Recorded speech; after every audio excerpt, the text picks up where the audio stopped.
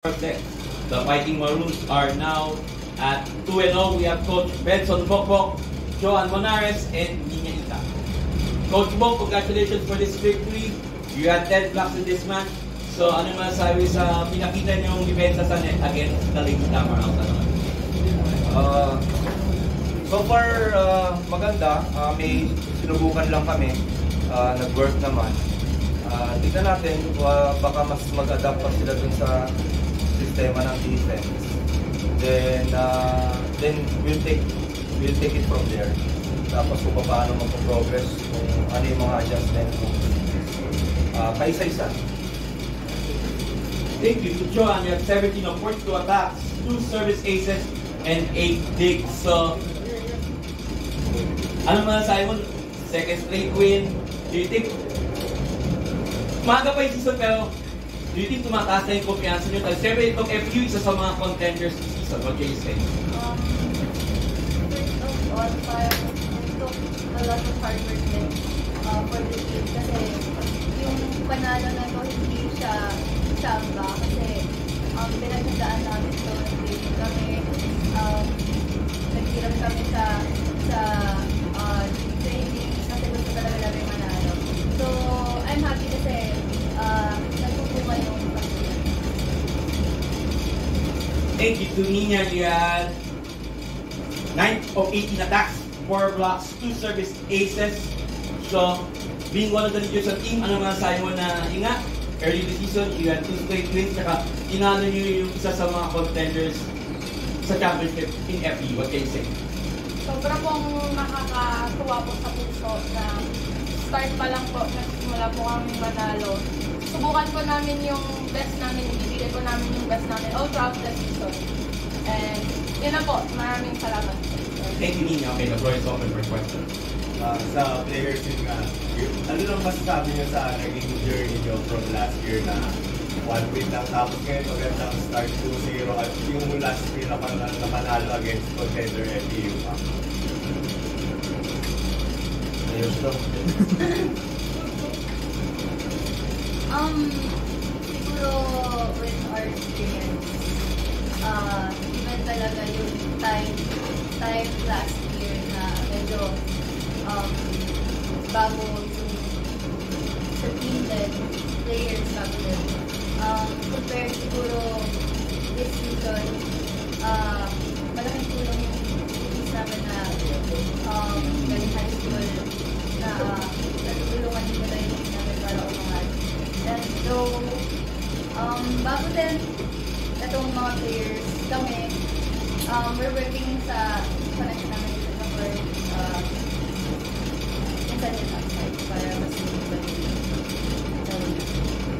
Ano po, hindi naman po siya naging mahirap sa amin kasi po, isa po kaming goal, isang buong team namin, isa po yung goal namin na maibigay po yung best namin sa lahat ng game. And hindi naman po siya naging mahirap sa amin na lalo na sa mga coaches, mga bagong coaches, mga bagong players kasi parang gusto din po nilang makatulong po sa team. And yun naman po, hindi po naging mahirap yung pag-adjust namin from last year.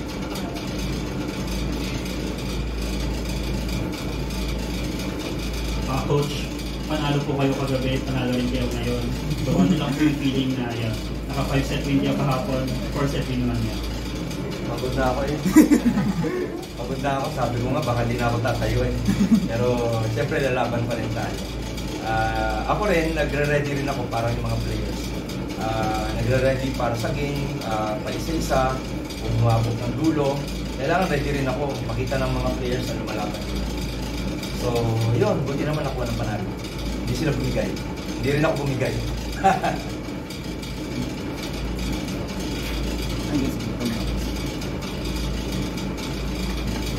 And coach, bukod nga po sa nabanggit na kanina, net defense talaga na work. Parang pansin din kanina talaga, sobrang pulido rin ang floor defense. Wala talagang gusto magpalapag ng bola. Buwis buhay pa nga minsan. Gano'n lang kalaki para dito sa growing program na to na nagbabayin talaga sila on the defensive end? So tingin ko natural sila. Pag dating ko hindi naman ako nahihirapan kasi mahabol talaga sila ng bola, dumidepensa talaga sila. Gusto nila Basically, gusto nila maglaro ng volleyball. Yun naman nakakatuwa sa mga young generation na upcoming. Talagang wala silang pakialam kung masaktan sila basta may taas yung bola. So minsan na nakakalimutan, nire-remind lang natin sila sa labas. Pero in general, nakakabalik naman. Ayun, so tignan natin hanggang saan. Pero ang goal namin, dire-diretso. Yung depensa na yan, yung block na yan, lahat yan, tuloy-tuloy. Ayun yung tinatrabaho namin. Coach, meron kayong 4 na players na nakapag-double digits for this game. So, anong masasabi niyo dun sa bigay ng bola and yung pag-step up din ng players all in all sa game na to?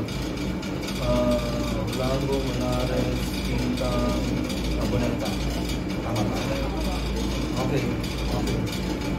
Well, yun, hindi sila nilabas kasi nagko-contribute sila eh. Pero may mga players sa labas na ready na pumasok. Just easy days. Yun naman sinabi ko sa kanila, sana hindi na dumating sa point na ilalabas ko pa rin sila para nung nakaraan nila sila.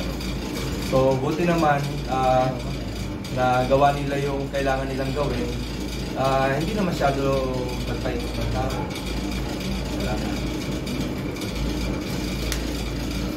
Coach, you're playing Ateneo next on Sunday. Ateneo 0-2 and Inga.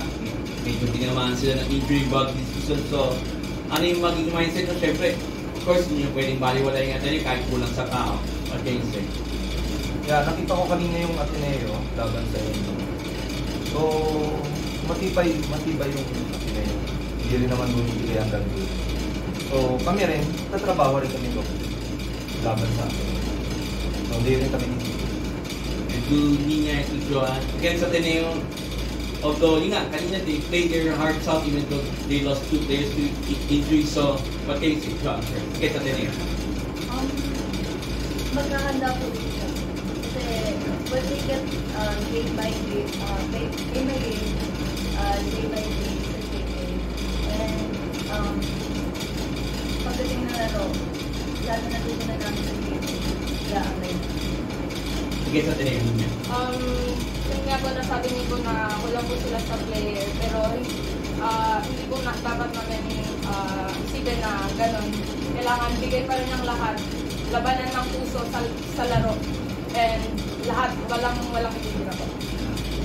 Congratulations, Coach Bo. Hindi niya natin. Thank you. Thank you. Thank you po.